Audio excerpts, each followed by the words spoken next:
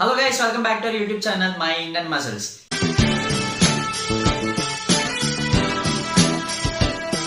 ఈ ఛానల్లో మీరు fitness related content like workouts, nutrition, diet, supplements కోసం తెలుసుకోవచ్చు. మీకు కనుక ఫిట్నెస్ రిలేటెడ్ కంటెంట్ అంటే ఇంట్రెస్ట్ ఉంటే ఖచ్చితంగా ఛానల్ని సబ్స్క్రైబ్ చేయండి. అలానే పక్కన బెల్ ఐకాన్ కూడా ప్రెస్ చేయండి.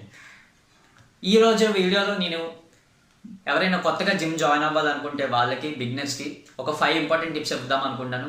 ఇవి బిగినర్స్కే కాదు, ఆల్రెడీ వర్కౌట్ చేస్తున్న వాళ్ళకి, ఆల్రెడీ జిమ్ వెళ్ళే ఎక్స్పీరియన్స్ ఉన్న వాళ్ళు కూడా ఫాలో అవ్వచ్చు, వాళ్ళకి కూడా యూజ్ అవుతుంది.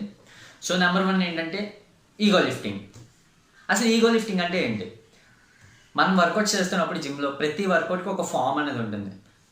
అది ఎలా చేయాలి, ఎలా బార్ని పట్టుకోవాలి, లేకపోతే ఎలా వెయిట్స్ని పట్టుకోవాలి, దాన్ని ఎలా లిఫ్ట్ చేయాలి, మళ్ళీ ఎలా పెట్టాలి అని చెప్పి దానికంటూ ఒక ప్రతి వర్కౌట్ కంటూ స్పెసిఫిక్గా ఒక ఫామ్ అనేది ఉంటుంది.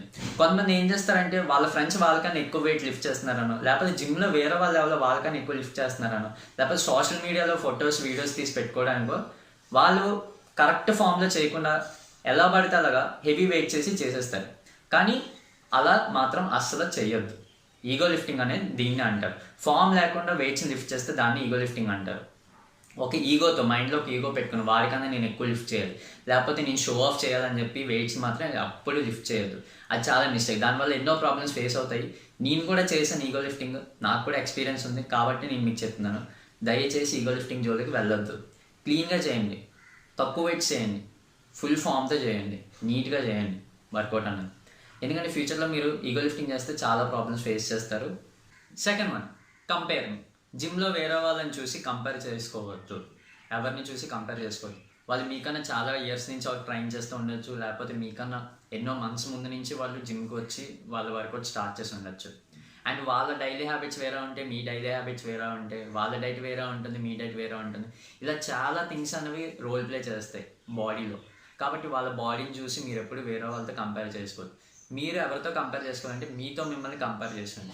మీరు వర్కౌట్ స్టార్ట్ చేసినప్పుడు ఫస్ట్ డే మీరు ఎలా ఉన్నారు, ఇప్పుడు ఎలా ఉన్నారు, ఫస్ట్ మీరు ఎలా లిఫ్ట్ చేసేవారు, ఇప్పుడు మీరు ఎలా లిఫ్ట్ చేస్తున్నారు, మీ ప్రోగ్రెస్ని మీరు కంపేర్ చేసుకోండి. డే టు డే ప్రోగ్రెస్ని. లాస్ట్ వీక్ మీరు ఎంత లిఫ్ట్ చేశారు, ఈ వీక్ మీరు ఎంత లిఫ్ట్ చేస్తున్నారు, అది మాత్రం కంపేర్ చేసుకోండి. వేరే వాళ్ళని చూసి మీరు ఎప్పుడు కంపేర్ చేసుకోవద్దు. ఇది సెకండ్ టిప్. ఇది కూడా మీరు ఫాలో అవ్వండి. Number 3, rest days.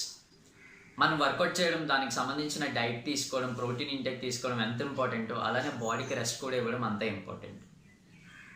మనం వర్కౌట్ చేసేటప్పుడు మన మజిల్స్ అనేవి టేర్ అవుతాయి. వాటికి మళ్ళీ రికవర్ అవ్వడానికి మనం టైం ఇవ్వాలి. అలా టైం ఇచ్చినప్పుడే మన బాడీ అనేది చేంజ్ అవుతుంది, మజిల్ కూడా గ్రోత్ అవుతుంది. మీరు వర్కౌట్ చేసేటప్పుడు రెస్ట్ ఇవ్వకుండా, రెస్ట్ డేస్ తీసుకోకుండా కంటిన్యూస్గా వర్కౌట్ చేస్తే మీ గ్రోత్ కూడా అంత ఫాస్ట్గా ఉండదు. మీకు ఫాస్ట్గా రిజల్ట్స్ కావాలి అంటే ఖచ్చితంగా రెస్ట్ డేస్ అన్నవి తీసుకోండి. వీక్లో మీరు 6 డేస్ వర్కౌట్ చేసి 1 డే రెస్ట్ తీసుకోండి, లేదా 5 డేస్ వర్కౌట్ చేసి 2 డేస్ రెస్ట్ తీసుకోండి. రెస్ట్ డేస్ అనేవి కూడా చాలా ఇంపార్టెంట్. బాడీ చేంజ్ అవ్వాలి, ట్రాన్స్ఫార్మ్ అవ్వాలి, లేదా మీకు రిజల్ట్స్ కావాలంటే రెస్ట్ డేస్ అనేవి కూడా చాలా ఇంపార్టెంట్. నేను 1 వీక్లో 6 డేస్ జిమ్కి వెళ్తాను, 6 డేస్ వర్కౌట్ చేస్తాను, 1 డే రెస్ట్ డే తీసుకుంటాను. సో మీరు కూడా ఇది ట్రై చేయండి. అండ్ ఒక రీసెర్చ్లో కూడా ఏం తెలిసిందంటే వీక్లో ఎవ్రీడే జిమ్కి వెళ్ళే వాళ్ళకన్నా 1-2 డేస్ రెస్ట్ డేస్ తీసుకుని వర్కౌట్ చేసే వాళ్ళ బాడీ బేగా ట్రాన్స్ఫార్మ్ అయింది, వాళ్ళకి బేగా రిజల్ట్స్ వచ్చాయని కూడా ఉంది. దానికి సంబంధించిన ప్రూఫ్స్ కూడా నేను కింద డిస్క్రిప్షన్లో ఇస్తాను, చూడండి. నెంబర్ 4, ఇది చాలామంది ఈ మిస్టేక్ని చేస్తూ ఉంటారు, నేను కూడా చేశాను. సో మీరు మిస్టేక్ చేయకూడదని నేను చెప్తున్నాను. అదేంటంటే లెగ్ డే స్కిప్ చేయడం. వర్కౌట్స్ చేస్తున్నప్పుడు ప్రతి ఒక్కరు అన్ని వర్కౌట్స్ బాగానే చేస్తారు. చెస్ట్ డే చేస్తారు, ఆర్మ్స్ చేస్తారు, షోల్డర్స్ చేస్తారు, బ్యాక్. కానీ లెగ్ డే వచ్చేసరికి భయపడో లేకపోతే వేరే రీజన్స్ వల్ల లెగ్ డేస్ మాత్రం స్కిప్ చేసేస్తారు. లెగ్ డేస్ చేయడానికి అంత ఇంట్రెస్ట్ చూపించారు. కానీ లెగ్ డేస్ అనేవి చెయ్యాలి. అవి బాడీకి చాలా ఇంపార్టెంట్. ఎందుకంటే మీరు లెగ్ డేస్ చేయకపోతే డిసడ్వాంటేజెస్ ఏంటంటే బాడీ అన్ఈవెన్గా కనిపిస్తుంది. మీ అప్పర్ బాడీ అంతా చాలా బాగా బిల్డ్ అయ్యి, ఆర్మ్స్, షోల్డర్స్ అన్నీ బాగా బిల్డ్ అయ్యి, లెగ్స్ మాత్రం కింద బాగోకపోతే చాలా దరిద్రంగా ఉంటుంది చూడడానికి.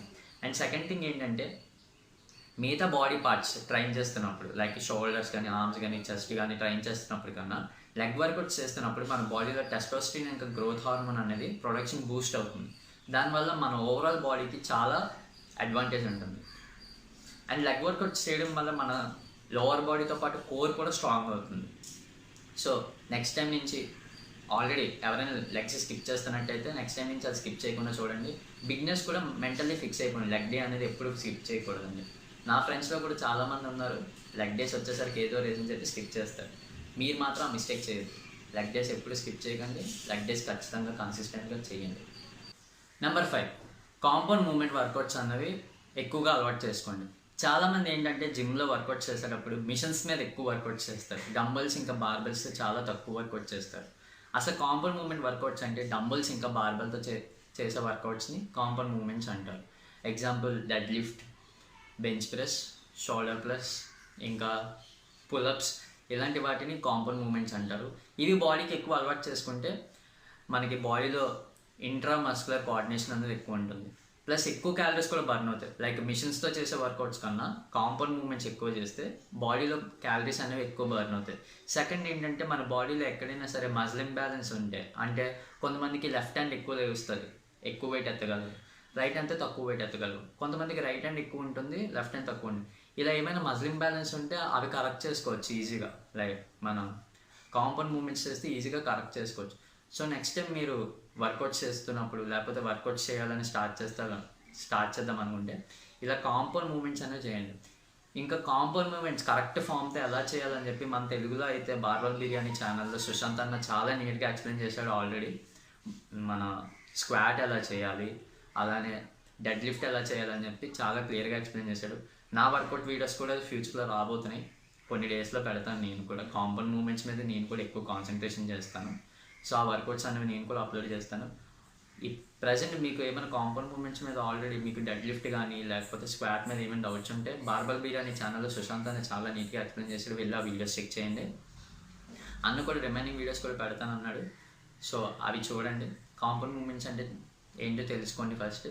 అవి చేయడానికి అలవాటు పడండి, అవి చేయండి. వాటి వల్ల బాడీకి చాలా అడ్వాంటేజ్ ఉంది.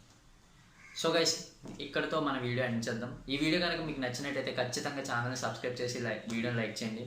ఇంకా ఫిట్నెస్ రిలేటెడ్ డౌట్స్, లైక్ మీకు డైట్ కోసం ఏమైనా డౌట్ ఉన్నా సరే, న్యూట్రిషన్ కోసం ఏమైనా డౌట్ ఉన్నా సరే, వర్కౌట్స్ కోసం ఏమైనా డౌట్ ఉన్నా సరే, సప్లిమెంట్స్ కోసం ఏ డౌట్ ఉన్నా సరే కింద కామెంట్ చేయండి. సో ఇప్పటి వరకు మీరు ఎవరైనా సరే ఛానల్ని సబ్స్క్రైబ్ చేసుకోకపోతే సబ్స్క్రైబ్ చేసుకోండి, పక్కన నోటిఫికేషన్ బెల్ కూడా ఆన్ చేయండి. మీకు ఎలాంటి డౌట్స్ ఉన్నా సరే కింద కామెంట్ చేయండి. Thank you.